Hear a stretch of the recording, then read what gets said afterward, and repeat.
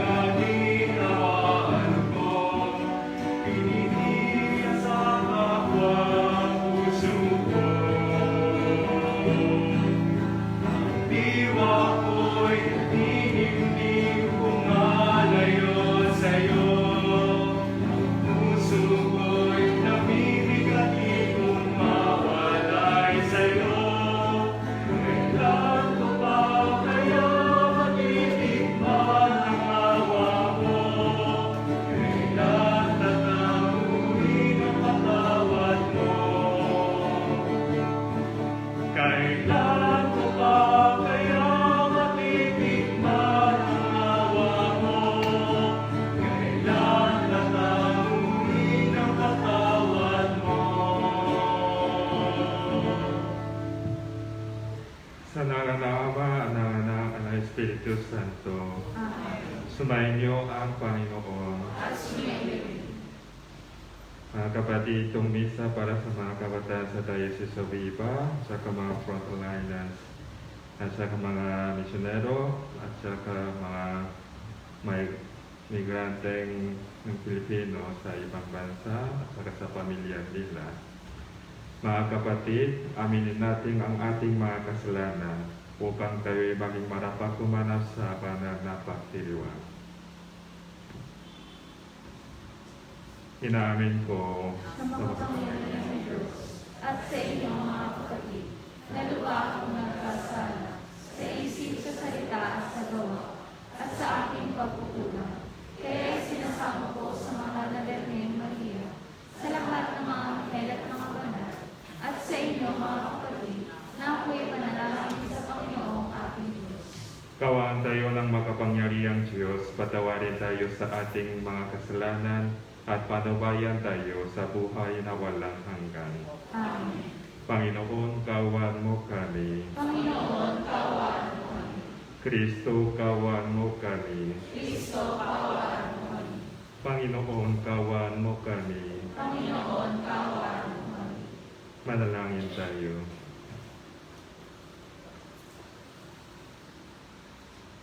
Ama naming makapangyarihan, sa taon-taong pagdiriwang ng paghandong, 40 araw para sa Pasko ng pagkabuhay, kami nawa ay lalong umunlad sa tuklas sa hiwaga ng tagumpay ni Kristo upang masundan namin siya sa pamumuhay na marangal bilang aming tagapamagitan kasama ng Espiritu Santo magpa sa walang hanggan. Amen. Mag-upo po ang lahat at makinig sa pagpapahayag ng salita ng Diyos. Sa unang pagbasa, nangako ang Diyos na hindi na niya muling lilipulin ang gawa ng kanyang mga kamay sa pamamagitan ng baha. Ang bahaghari ang nagpapaalala sa atin ng tipan ng Diyos sa kanyang mga nilikha.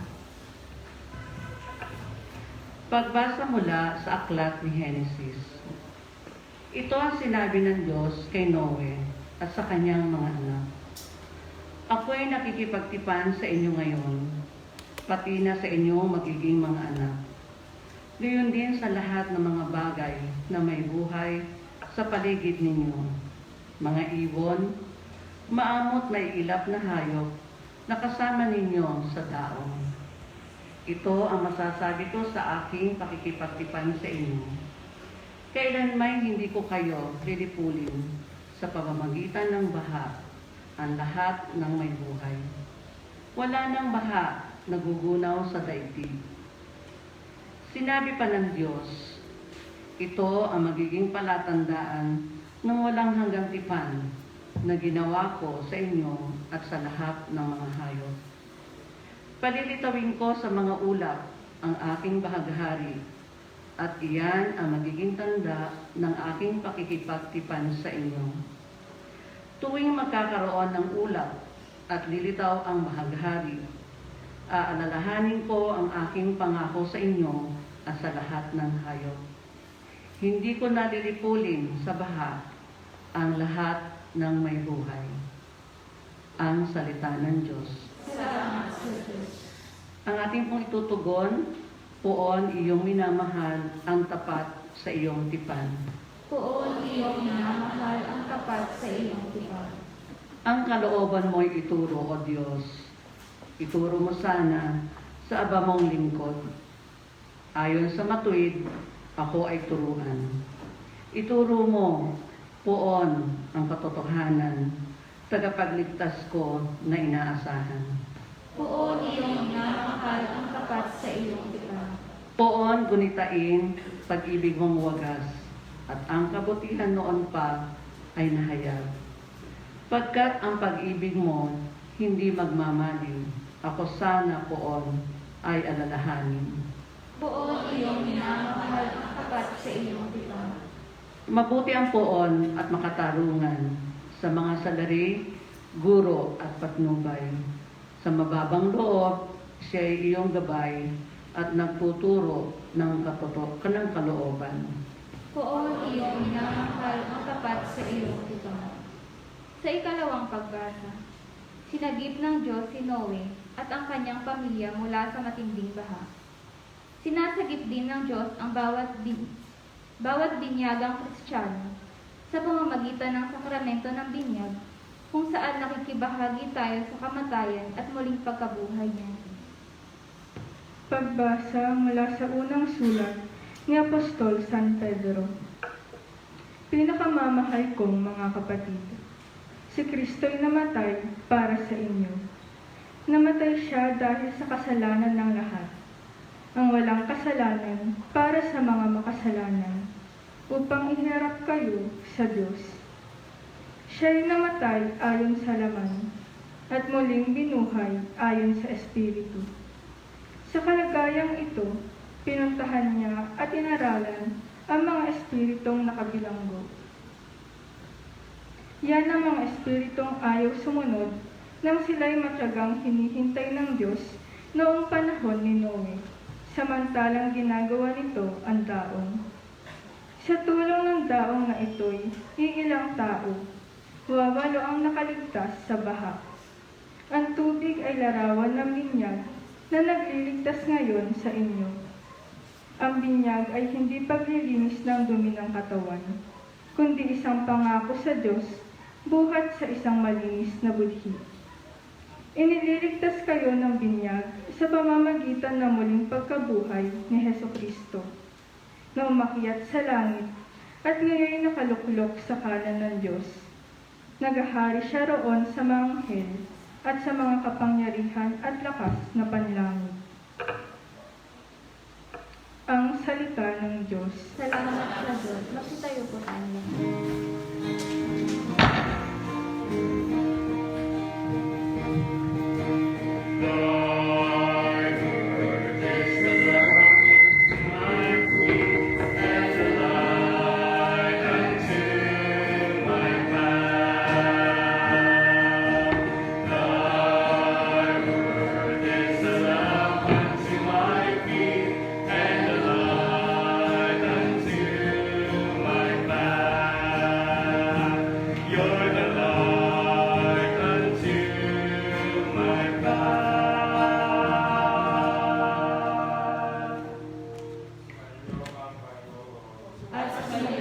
Ang mabuting balita ng Panginoon ayon kay San Marcos.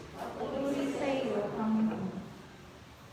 Noong panahong iyon, si Jesus ay agad pinapunta ng Espiritu sa ilang. Nanatili siya roon ng 40 araw na tinutukso ni Satanas. Mahilap na hayop ang naroon, ngunit si Jesus ay pinanglilikuran ng mga anghel. Pagkatapos takpin si Juan, si Jesus ay nagtungo sa Galilea at ipinangaral ang mabuting balita mula sa Diyos.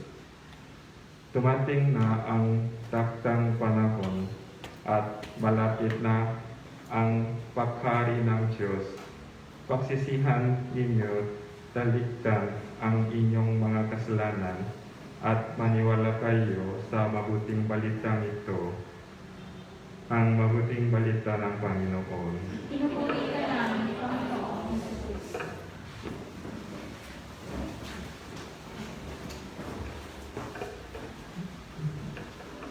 Pasensya na po, medyo late na ako.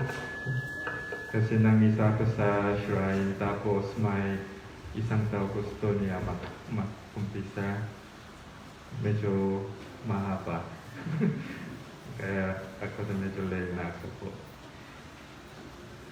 Tayong lahat ay nasa mahusay na panahon ng Koresma bilang mga Christian. Nagdarasal ang mga tao sa krus at pinag-isipan ng mga tao ang kamatayan ng Panginoon natin. Ibig sabihin, gusto na isip at pumalik sa ating Diyos. Kayo man gusto ko magtanong sa inyong lahat, anong imahe ng Koresma sa inyo? Pagdurusa o passion o pagsisisi o kawalan ng pag-asa? Pinapasok kasalanan sa ating buhay dahil sa pagkakamali ng ninuno at saka pinipili natin ang mga mali dahil sa ating kahinaan. Pero gusto ipangako ng Diyos ang kanyang pakikipagtipan sa kanyang mga tao. Kaya ipinapakita ng Diyos ang rainbow sa mga tao. At sinabi ng Diyos kay Noel, ito ang palatandaan ng aking pakikipagtipan sa lahat ng may buhay sa ibabaw ng lupa. Kaya kapag nakikita natin ang rainbow sa langit, lagi naaalala natin ang pangako ng Diyos ay lagi nakakasama ang ating Diyos sa ating mundo. Pero maraming beses nakikita natin ang pagdurusa at pagkamatay ni Jesus. Pero na yung panahon, sa palagay ko, dapat isipin natin ang pagmamahal ng Panginoon para sa ating lahat. Dapat makita natin ang pagkabuhay ni Kristo Jesus sa pamamagitan ng kanyang pagkamatay at ang kanyang krus. Nasa ilang si Jesus, pinapunta ng Espiritu si Jesus na sa ilang. Ang imahe ng ilang ay hindi komportable at nandyan ang mga pagkamatay kesa mga buhay.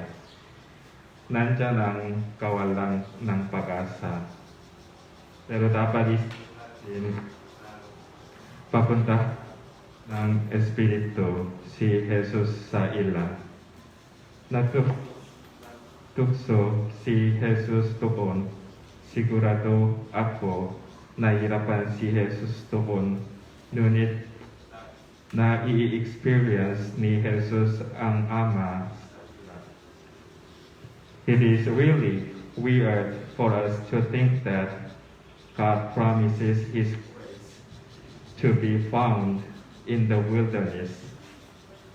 Hindi naka-experience ng mga Israelita ang Diyos sa Ehipto.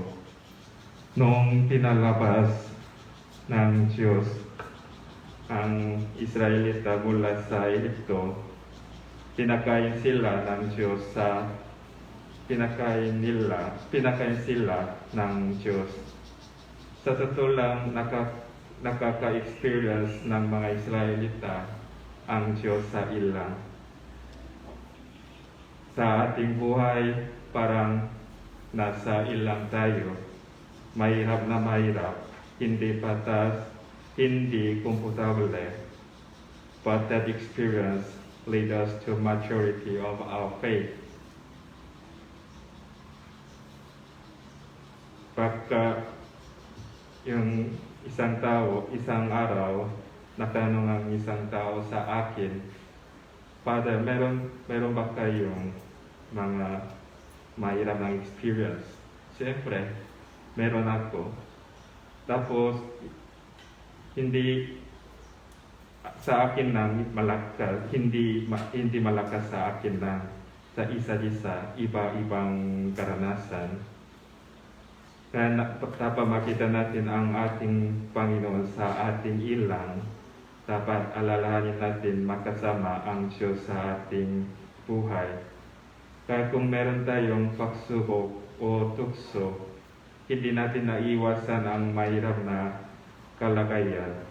Maharap natin ang paghirap o pagsubok kasama ng ating Diyos na Panginoon.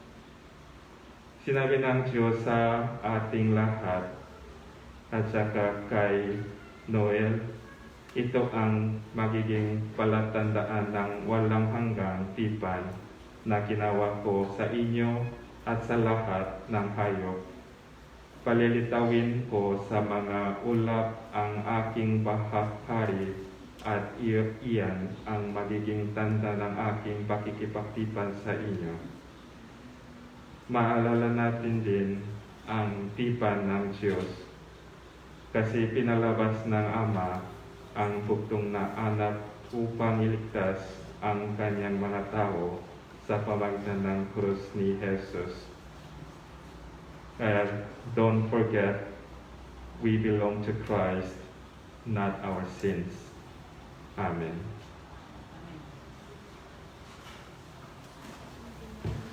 Sumasampalataya ko sa Diyos na makapangyarihan. Naniniwala na at puso. Sumasampalataya ako kay Jesus, iisang anak ng Diyos, Panginoon nating lahat. Nagkatawang tao siya dalang ng Espiritu Santo. Ipinanganak ni Santa Maria Virgen. Pinagpakasakit ni Poncio Pilato. Inihaso sa krus na matay inibig. Nanaog sa kinaroonan ng mga yumaman. Nang may 3 araw ng buhay na maguli, umakyat sa langit, naluklok sa kanan ng Diyos ang mga makapangyarihan sa lahat. Doon nagmumula ang kalilito at hukom sa nabubuhay at namatay na tao. Sumasampalataya naman ako sa Diyos Espiritu Santo, sa banal na simbahang Katolika, sa kasamahan ng mga banal, sa kapatawaran ng mga kasalanan,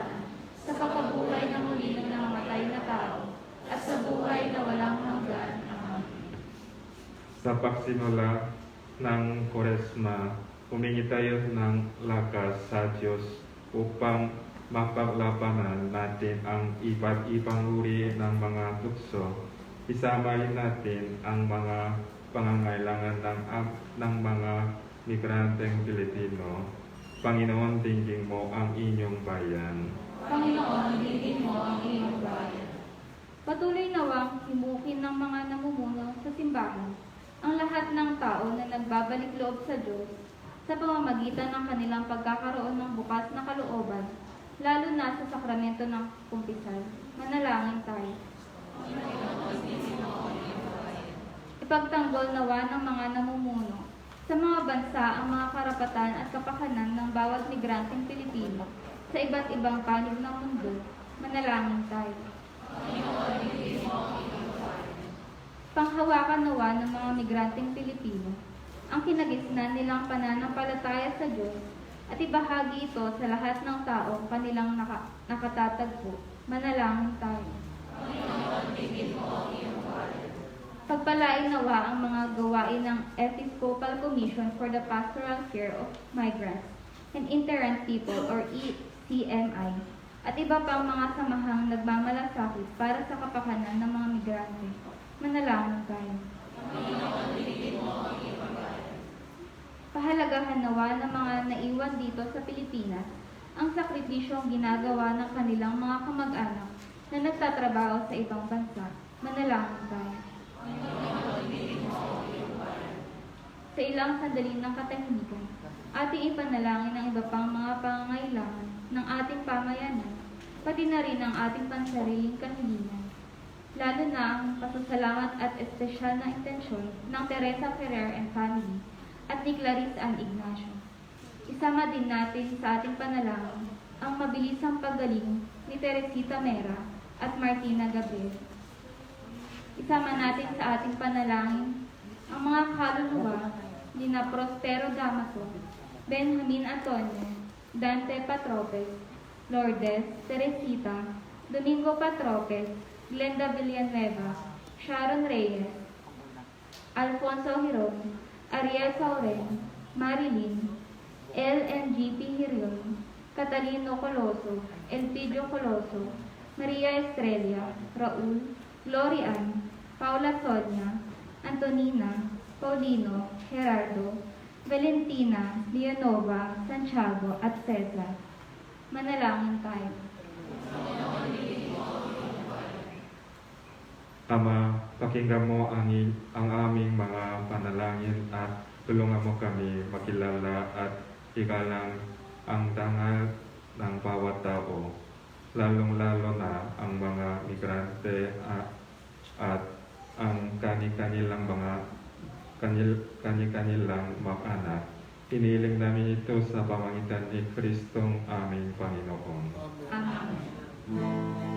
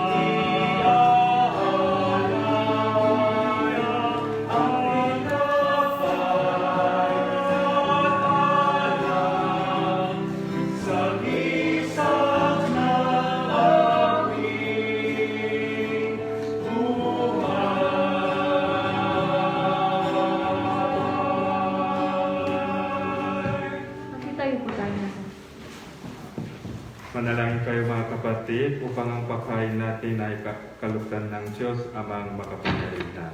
Tanggapin nawa ng Panginoon yung pagkain sa iyong mga kamay, sa kapilihan niya at karamahan sa ating kapakinagaman at sa buong sambayanan ng Tuhan.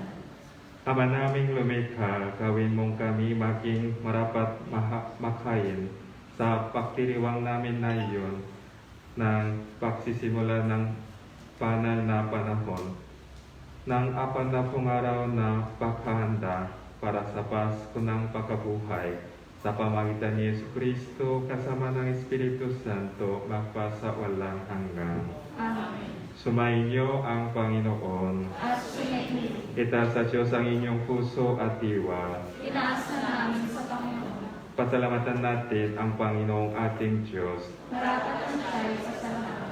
Ama naming makapangyarihan, tunay na nga marapan na ikaw ay aming pasalamatan sa pamagitan ni Yesu Kristo na aming Panginoon. Ang kanyang apanapong araw na pagtitiis ng kagutuman ay nakibigay kahulungan sa panahong ito ng pagpapakasakit para sa kapwa-tao. Ang pagtalikod niya sa tuksong maging makasarili ay natuturo sa aming harapin ang pagpapakabuti upang kaisa niya ay maging malayas kami sa pagtulog sa hapag ng huling hapunan na siyang hantungan ng lahat sa kalangitan. Kaya kaisa ng mga anghel na nagsisiyawis ng papuri sa iyo, nang walang humpay sa kalangitan, kami nakubuni sa inyong kadakilaan.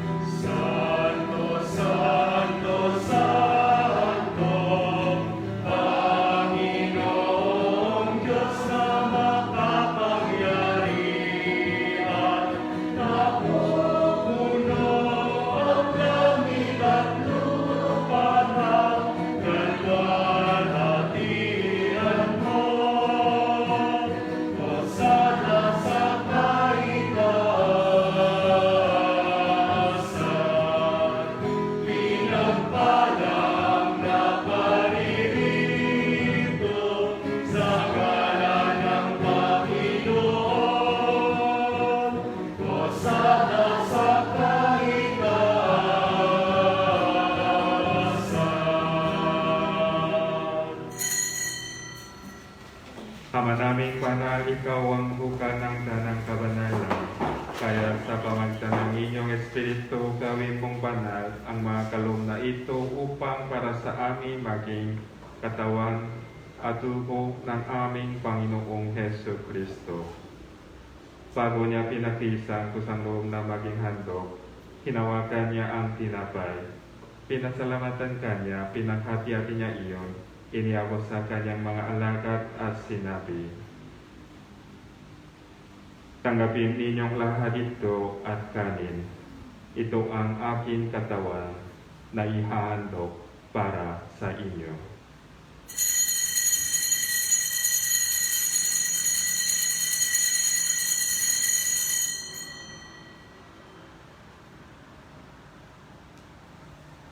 Gayon din naman noong matapos ang hapunan, hinawakan niya ang kalis, muli kanyang pinasalamatan. Iniabot niya ang kalis sa kanyang mga alagad at sinabi, "Tanggapin inyong lahat ito at inumin. Ito ang kalis ng aking dugo, ng bago at walang hanggang tipan. Ang aking dugo na ibubuhos para sa inyo at para sa lahat. Sa ikapagpapadam ng mga kasalanan, gawin ninyo ito sa pag-alala sa akin."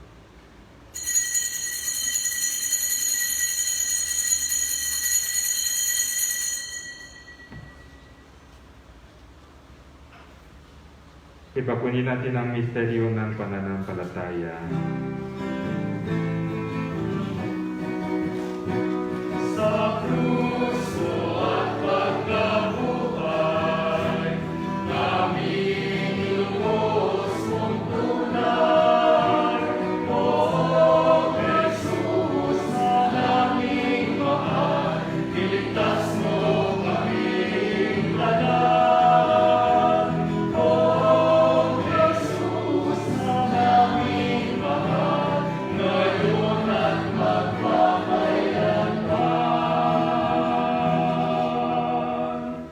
Ama, ginagawa namin na iyon ang pag-alala sa pagkamatay at muling pagkabuhay ng inyong anak.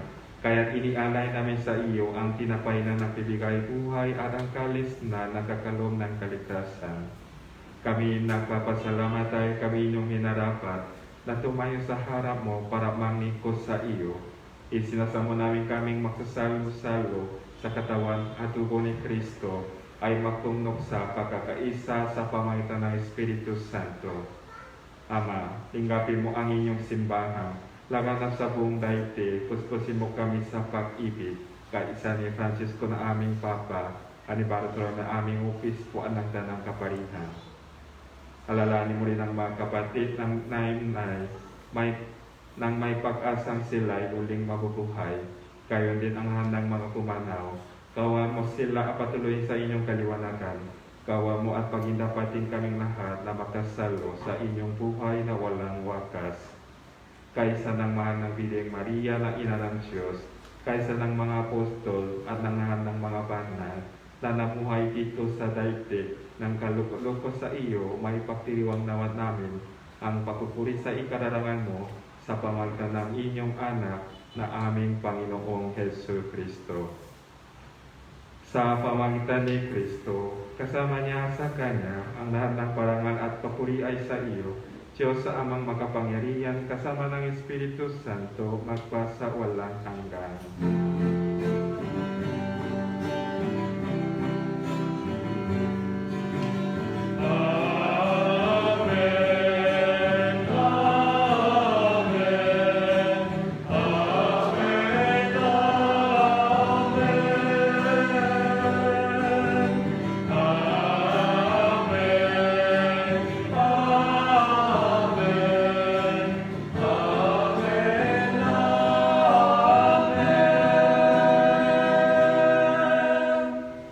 Sa tagubilin ng mga nakagaling na utos, sa turo ni Jesus na Panginoon natin at Diyos, ipayag natin ng lakas loob.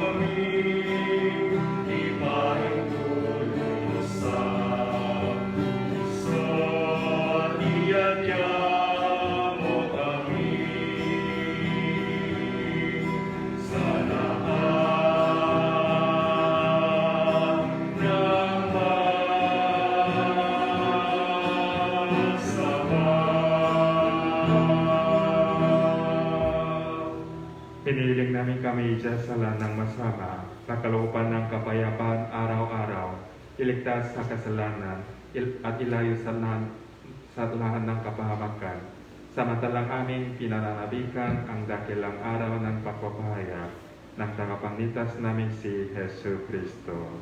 Sapagkat iyo ang pangyarihan, ang kapangyarihan at ang kapurihan magpakailanman. Panginoong Hesu Kristo, sinabi mo sa inyong mga apostol, kapayapaan ang iniiwan ko sa inyo, ang aking kapayapaan ang ibinibigay ko sa inyo. Tungayan mo ang aming pananampalataya at huwag ang aming mga pagkakasala. Pakalupa mo kami ng kapayapaan at pagkakaisa ayon sa inyong kalooban, kasama ng Espiritu Santo magpasa walang hanggan. Amen. Ang kapayapaan ng Panginoon ay laging sumainyo. At sumayin. Mabigayan kayo ng kapayapaan sa isa't isa.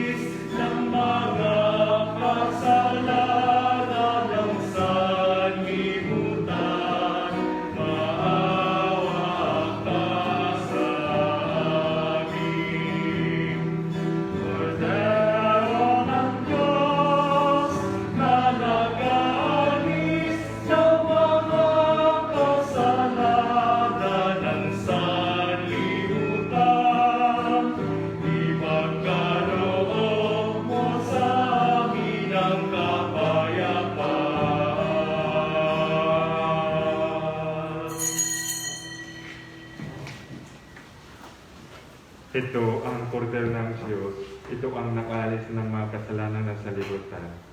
Mapalad ang mga inaanyayaan sa kanyang titil. Panginoon, hindi ako karapat-dapat na magpatuloy sa iyo. Ngunit sa isang salita mo lamang ay gagawin mo.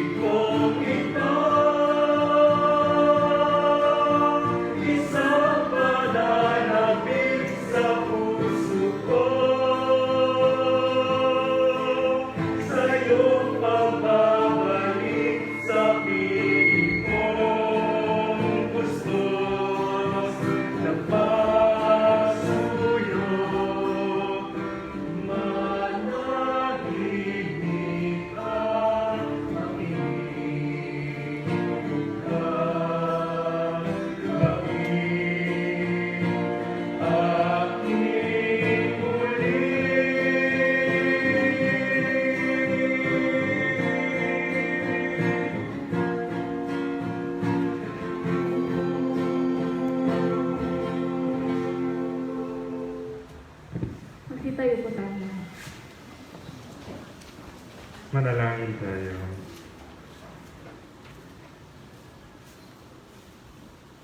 Ama naming mapagmahal, kaming pinapakinabang mo sa pagkain iyong bigay ay tumanggap ng pampalakas ng pananampalataya, pampatibay ng pag-asa at pampalap ng pag-ibig. Patutuhan nawa naming tamahin ang gutom at pananabik sa tunay na pagkain nakibigay buhay upang kami makapamuhay sa bawat salita na namumutawi sa inyong bibig sa pamagitan ni Yesu Kristo kasama ng Espiritu Santo magpasawalang hanggan. Amen. Sumainyo ang Panginoon. At sumainyo. Pagpalain kayo ng makapangyarihang Diyos, Ama at Anak at ng Espiritu Santo. Amen. Tapos na ang banal na misa, kumayo kayong taglay ang kapayapaan upang ang Panginoon ay mahalin at paglingkuran. Salamat sa Diyos.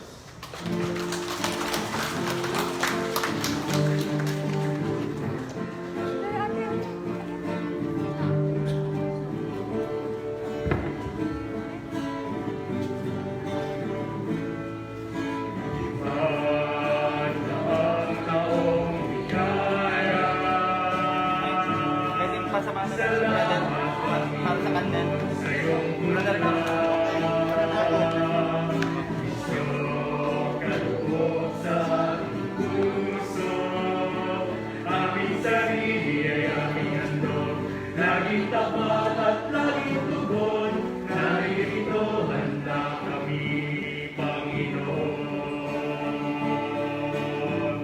Kami aayo sa iba't ibang dako, sa lahat ng iyong salita at paglilingkod. Inang Maria, siya'y namituon, nalaganap ang alaw ng iyong misyon. Ilan ang taong biyaya. Salamat, Panginoon, sa iyong kunlang. Iyong kaloob sa ating puso. Aming sarili ay aming handog, laging tapat at laging tugon, naririto